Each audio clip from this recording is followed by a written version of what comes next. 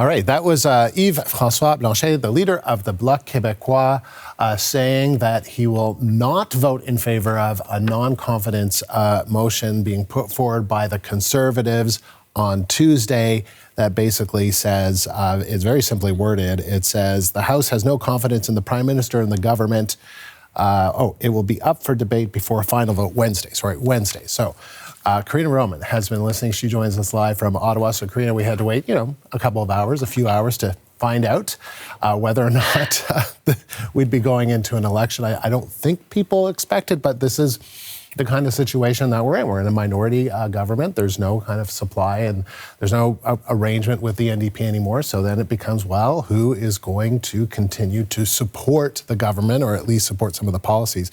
It's interesting to hear the Bloc leader say, they asked, do you have confidence in the Trudeau government? And he said, no, but I do have confidence that we can get some of the things that we're looking for that would be in the interest of Quebec.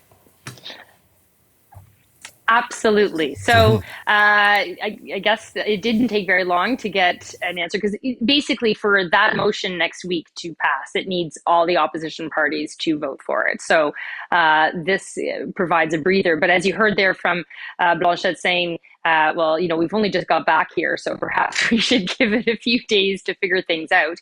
One of those things that he would like to see happen is a Bloc Québécois private members bill. I believe the number is C319, but it's basically about more benefits for seniors, especially between the 65 and 75-year-old range. And he's hoping that now he's got the clout and the leverage to get the royal recommendation it needs from the government because it is a private member's bill that actually includes money.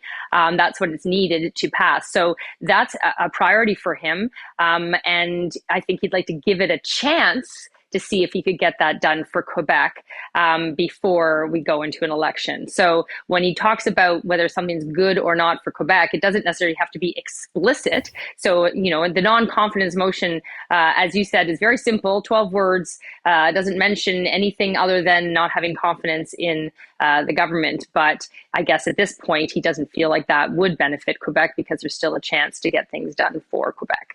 And Karina, I think, you tell me, but this definitely, because as we mentioned, this is just how the math adds up, right? It has to be, as you said, the three main opposition parties have to vote non-confidence, and that's how the government falls, or the government engineers their own defeat. That's not going to happen. We don't think that's going to happen. So this does give some political cover, I think, for the NDP leader, Jagmeet Singh, right? Maybe he will be able to vote non-confidence in the government. Do we know where they are on that? We don't know. It's interesting, though, of course, that Pierre Poilievre this morning, when he announced that this motion was coming next week, said, the NDP better not hide behind the Bloc. And now I suppose we'll never know what the actual motive is. But we do know that the pharmacare bill is not passed yet. And I really struggle to see the NDP voting to bring down the government before that bill becomes law.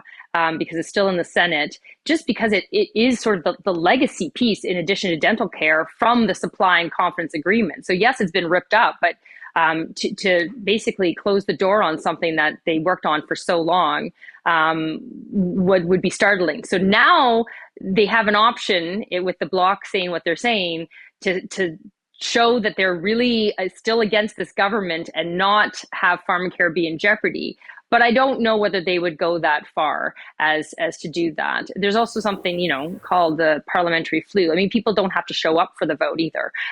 So there's all kinds of different mechanisms and tactics that can be used to avoid a vote or vote a certain way. For the NDP, I think we still have to wait and see. So that's interesting, Karina. So you think that, yeah. But with knowing that the Bloc Québécois is not going to vote in favor of this motion, as you say, either NDP MPs maybe abstain, they don't show up, or they do in fact vote non-confidence. I guess we're sort of in a wait and see on that. Mm-hmm. And that is with the typical minority government. I just past ones we've covered, there is a lot of this wait and see kind of thing, because it's not always clear cut what people are going to do and what goes into those calculations. But it's definitely a moment, I think, where we are seeing where the Bloc Québécois, they just had that big by-election win the other night in Montreal, in a stronghold in Montreal.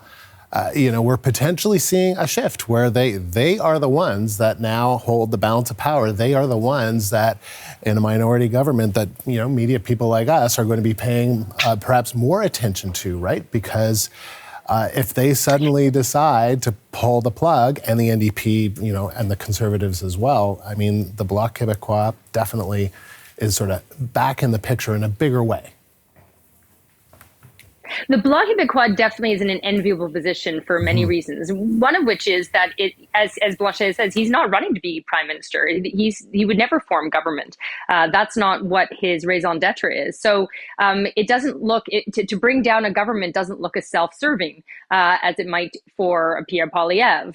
And to not bring down a government and to use your reason as, well, I still think we can get more done for Quebec, doesn't look as capitulating as it might for the NDP, which has had to recently try and differentiate itself from the ailing Liberals by ripping up their agreement.